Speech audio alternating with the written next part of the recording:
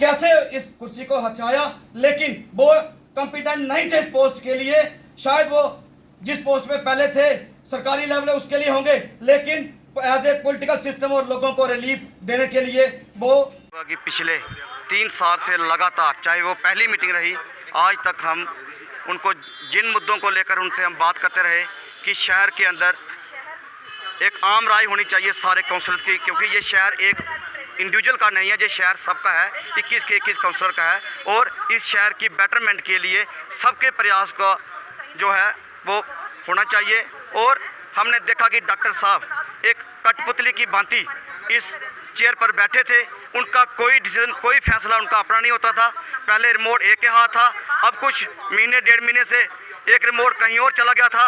और नतीजा जो हमारा शहर, जो हमारे शहर के लोग हैं, चाहे वो कचरे की समस्या हो, पानी की हो, और अनशेड्यूल्ड बिजली के कट जो जहाँ पर चल रहे हैं शहर के अंदर, मैं कहता हूँ कि रेडियो की भरमार है। आपने देखा कि कोई सिस्टम नहीं है कि शहर, लगता ही नहीं है कि ये उधमपुर शहर एक जम्मू कश्मीर यूटी का एक तीसरे नंबर का बड़ा शहर है। और मैं कहता हूँ कि आज जितनी समस्याएं जो उधमपुर के लोग यहाँ पर जूझ रहे हैं, उन सब को निजात दिलाने के लिए आज हमने पार्टी पॉलिटिक्स से ऊपर उठकर एक शहर के हक में, शहर की आवाम के हक में हमने ये फैसला लिया है और नो कॉन्फिडेंस मूव यहाँ पर हमने किया है। और आने वाले दिनों में हम कोशिश करेंगे, पूरी 11-12 बंदों की हमारी जो टीम है, ये पूरे का पूरा प्रयास करे कि शहर को इस समस्या से, इस महामारी की चपेट से आने से बचा सकें। देखिए वर्मा जी, कुछ चीज़ें तो आपके माध्यम से ही हमें पता चली थी जब आपने एक खबर चलाई थी कि विश्वास बहुत बड़ी चीज़ होती है। जब अपने ही विश्वासघात करने लगे तो बहुत दुख होता है। आप देखें कि 1-1.5 महीना पहले उन्होंने इस्तीफ़ा दिया था, 1.5 महीने के लगभग हो गया, तो उन्होंने बोला था कि 1 महीने में सारी व्यवस्थाएं सुचारू हो जाएंगी, ठीक हो जाएंगी, परंतु वो उसमें टोटल विफल रहे। शहर की बदहाली को देख के ये एक्शन लेना पड़ा। और जितने भी हम युवा साथी हैं, पार्टी लेवल से उठ गए, इसकी शहर की बेहतरी के लिए बेहतर से बेहतर आने वाले दिनों में काम करेंगे। कि आज से 4 साल पहले यहाँ हमारी म्यूनसिपल काउंसिल बनी थी, जिसके प्रेसिडेंट डॉक्टर योगेश्वर गुप्ता जी थे। तो किसी भी काम को, जब कोई भी इलेक्टेड बॉडी बनती है तो उसे काम करने के लिए थोड़ा सा टाइम लगता है।